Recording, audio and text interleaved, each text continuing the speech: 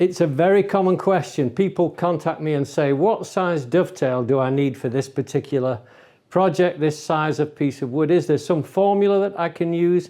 And I want to say, not definitively, but there isn't really a formula. There are standards that people reach for, and usually the dovetails are bigger than the pins, but not always. So let me show you what I have found works for me. I'm not saying this is the only way, but it does work well, and I've used it for many years. What I have is a dovetail piece. This is a 2-inch section of wood. So if I put this on its side, it looks like a drawer now.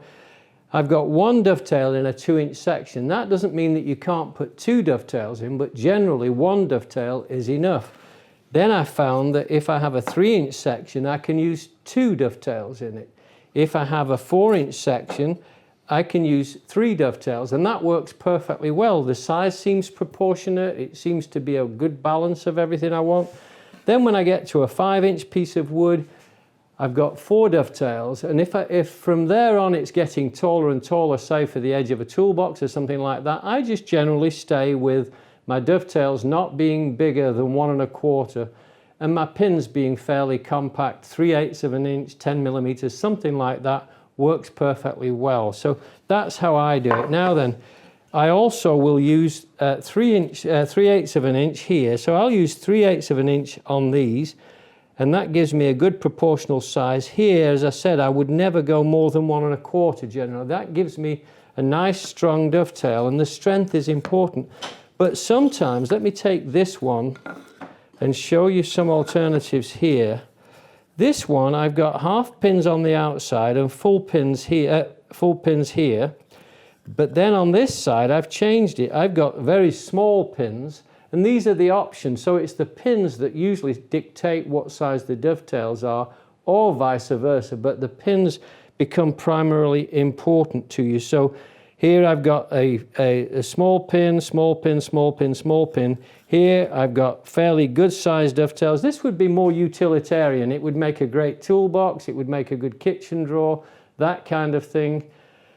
But when you get to the fine furniture, generally we go down in pin size because it looks very refined. It can look a little bit prissy, and I'm never sure what makes it prissy and what makes it refined. This is my favorite dovetail for a box, for a working box, 3/8, 3/8, and 3/8, exactly the strength I want for this particular box. I've used it for years on boxes, made hundreds of boxes using that, and it works great.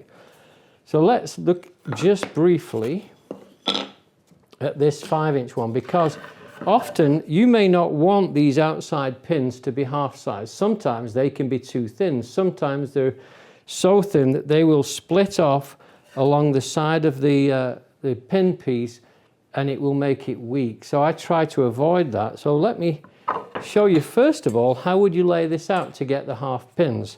What we're going to do is we're going to divide this 5-inch piece of wood up here.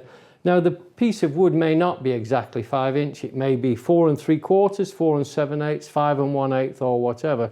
How do you divide this up if you've got these odd numbers, these difficult numbers to divide?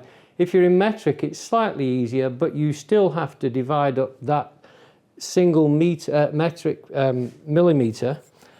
So what we're going to do, we've got 5 1/4 actually here. So what I'm going to do is I put my ruler across here, and however many dovetails I want to divide this up into something that will divide into 4 increments. I've got 4 dovetails. I want this to divide into 4 increments. I could go to 12 and divide it by 3-inch increments, but I can go to 8, and that works fine. I can't go to 4 because it's too small. So I make a line across here, and then I make a mark on the 2-inch mark, the 4-inch mark. So all I'm doing, you could use any unit of measurement for this. And what that does then, if I take this line and transfer it down the length here, it brings me to the center of the pin. If I go here, it brings me to the center of the pin. Turn it round, pull it this way, it brings me to the center of the pin. So what happens then when I take my dovetail template onto this line, if I want, say, 10 millimeter dovetails, I go 5 millimeters on each side of that center line, and that gives me the size of the pin. And then I take my dovetail template and mark my lines on here, just like this. Flip over, and I do the same on the other. So that's how I get that. And what that leaves you with is equal sized dovetails, but you end up with a half size pin on the outside. What to do if you don't want that, if you want equal size dovetails all the way across, including the outside, or even if you want bigger dovetails on the outside edge, bigger pins on the outside edge. Let me show you what I would do. Let's say I want 10 millimeter pins. What I would do is, if I've already decided that, I take 5 millimeters off this side and 5 millimeters off this side, and I run this line down here as a guide there, and then I go across here from the pencil line this time, not the edge of the board. Go to that pencil line, set it onto the 8 mark if you're going to have 4 dovetails. Make your mark, 2-inch increments again. Pull that down to there. Same here.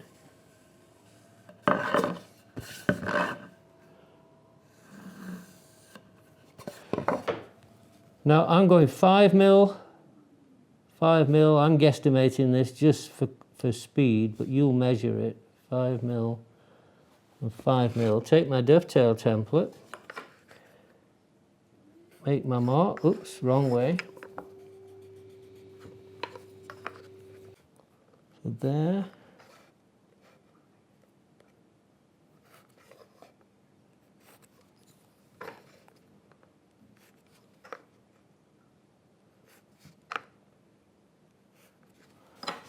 And then I measure the 10 mil onto this outer edge, like this,